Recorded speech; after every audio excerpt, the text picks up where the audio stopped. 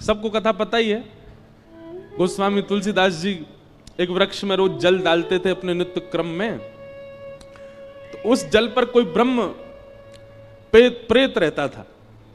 वो प्रेत 12 वर्ष के बाद जब मुक्त हुआ, गोस्वामी जी के चरण पकड़ लिए, बोले आपने मुझे मुक्त कर दिया, मैं जाते जाते कुछ वरदान देना चाहता हूं, मांग लीजिए। गोस्वामी जी बोले हमको राम जी से मिलवा दो। प्रेत बोला राम जी से मिलवाने की सामर्थ्य मेरी होती तो मैं प्रेत क्यों होता। गोस्वामी जी बोले कुछ तो करो, क्योंकि तुम मानव नहीं हो, प्रेत हो, तुम्हें कुछ तो पता होगा ठाकुर जी के बारे में। तो वो प्रेत कहता, बोले हाँ,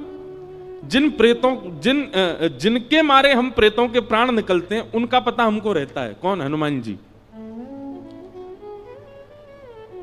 वो कहां घूम रहे हैं, कहां बैठे हैं, क्या कर रहे हैं, ये हम सब प्रेतों को पता होता है, और वो आपको राम जी से मिलवा सकते हैं। तो फिर गोस्वामी जी बोले वो कहां हैं आजकल? बोले अरे वो रोज आपकी कथा सुनने आते हैं। 80 घाट पर जब आप कथा करते हैं तो जितने श्रोता आते हैं उनमें हनुमान जी भी आते हैं। रुग्ण सी अवस्था होगी, वृद्ध सा भेष है, उनके पास कोई बैठता भी नहीं है, उनको देख के ऐसा लगता है ना जाने कितने दिनों से नहाया नहीं व्यक्ति, वो बड़ा दीनहीन सा पीछे बैठ के कथा सुनता है आपकी। बोले हाँ, बोले वही हनुमान जी हैं, पकड़ लो चरण। और गोस्वामी जी ने कथा के बाद चरण पकड़ लिए। वो तो छुड़ाने लगे, अरे व्यास जी आप चरण क्यों पकड़ रहे हैं, मैं सामान्य सा जीव, मैं दीनहीन सा प्राणी, आप मेरे बोले कोई दीनहीन नहीं हो, मैं जानता हूं आप हनुमान जी हो। इतने में ही आहा,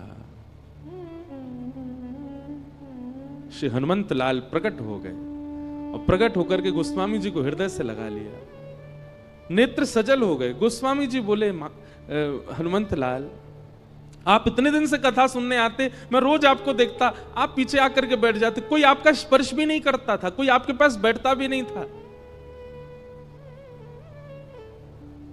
हनुमान जी कहते कथा सुनने की विधा यही होनी चाहिए। अपने आप को पुजवाने के लिए या सब मुझे देखें इस भावना से जो कथा में आता वो कथा सुन ही नहीं सकता। कथा तो वही सुन सकता है जो अपनी प्रभुता त्याग करके आवे, अपने रूप को बदल करके कथा में आवे, और जहां स्थान मिले चुपचाप बैठ करके प्रसंग सुने। ये कथा का स्वरूप होता है। मैं इस रूप में आऊं तो मुझे कथा कौन सुनने देगा, सब मेरे पांव पकड़ लेंगे, इसलिए मैं रूप बदल करके आता। गोस्वामी जी आपने बड़ी सुंदर सुंदर कथाएं सुनाई, मैं तो नित्य सुनता हूं आपको, आज आप दक्षिणा ले लीजिए, हमने कथा सुनी है आपसे, कोई दक्षिणा बताइए। बोले दक्षिणा में केवल राम जी दे दो हमको, ये बता दो राम जी कहां मिलेंगे। तब हनुमान जी ने पता बताया, बोले चित्रकूट जाइए, और श्री चित्रकूट में आपको रघुनाथ जी के दर्शन होंगे। तो भैया हनुमान जी केवल संकट हरण नहीं है, हनुमान जी केवल पीड़ा निवृत्ति करने वाले नहीं है, हनुमान जी केवल हमारे आर्तों को दूर करना जानते हैं, यही उनका काम नहीं है। ये सब तो उनके गण करते हैं, हनुमान जी नहीं करते। हनुमान जी तो केवल कथा के रसिया हैं, कथा श्रवण करते हैं। हनुमान जी जैसा भावुक कोई देव नहीं, हनुमान जी जैसा दयालु कोई देव नहीं। हमने समझा भले ही उनको बहुत रौद्र रूप में है, पर उन जैसा कोई कोमल नहीं है। सबको कथा पता है, लंका सिया सुध लेने जब जाना था, सारे बानर उछल रहे थे, हम जाएंगे हम जाएंगे, हनुमान जी पीछे बैठे चुपचाप, उनको पता ही नहीं है कि मुझ में बल क्या है। एक बात याद रखिएगा, जो वैष्णव होता है, जो भक्त होता है, वो अपने गुण को ज्यादा प्रकाशित नहीं करता। जैसे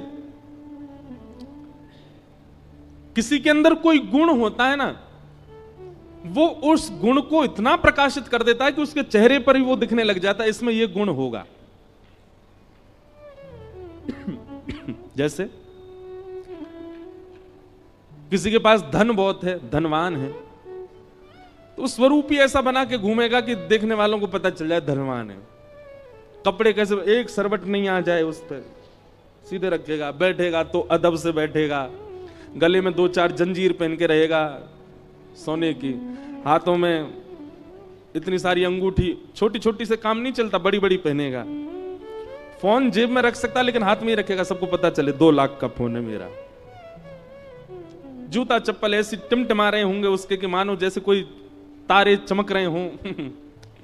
तो वो अपने स्वरूप से ही बता देता है कि मैं धनवान हूं। ऐसे ही धनवान व्यक्ति अपना स्वरूप बता देता है। बलवान व्यक्ति,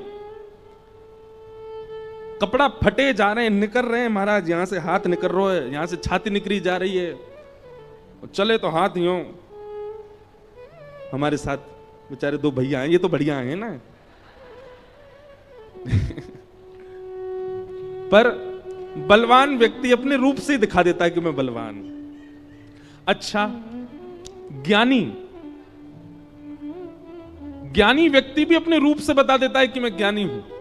त्रिपुंड लगा करके घूमेगा, गले में कम से कम 2-4 रुद्राक्ष की मालाएं पड़ी होंगी, कानों में भी रुद्राक्ष ही लटक रहे होंगे, और यहां त्रिपुंड, यहां त्रिपुंड, यहां त्रिपुंड, यहां त्रिपुंड। चले तो ग्रंथ हाथ में लेकर के, बैठे तो खड़ाऊं पहन के चट चट करता चले। बस पहनता तो मैं भी हूं, पर मैं स्वरूप से ज्ञानी दिखूंगा नहीं, हूं भी नहीं। गुरुदेव की उच्छिष्ट जो कृपा प्रसादी वही दे रहे हैं। पर कोई प्रचंड ज्ञानी हो, उसके रूप से पता चल जाता है ओहो ज्ञानी है, कोई भैया संभल के इसके सामने। पर वैष्णव जो होता है ना, वो विपरीत होता है। वो अपने समस्त गुणों को अंतर्मुख कर लेता है, अपने सारे गुणों को ऐसा कर देता है कि सामने वाले को ये लगे कि ये तो सामान्य है, ये तो कोई साधारण व्यक्ति है, इसको ज्यादा कुछ पता नहीं है। ये वैष्णव का गुण है। हनुमान जी ऐसे ही हैं। हनुमान जी ने हम सबको जो दिखा रखा है, एक प्रकार से हमको बहकावे में डाल रखा है कि भाई मेरी गदा देखो, मेरा रूप देखो, मेरा बल देखो, आदि आदि। हनुमान जी ने अपने वास्तविक रूप को छुपा रखा है। वे तो रसिक हैं कथा के, वे अत्यंत सौम्य हैं, वो अत्यंत सरल हैं, वो अत्यंत, अरे कोई जरा सा राम बोल दे तो नेत्र सजल हो जाते हैं हनुमान जी के, इतने इतने करुणावतार हैं। तो ऐसे श्री हनुमान जी महाराज की परम कृपा है कि हम उनको कथा सुनाने के लिए यहां आए हैं।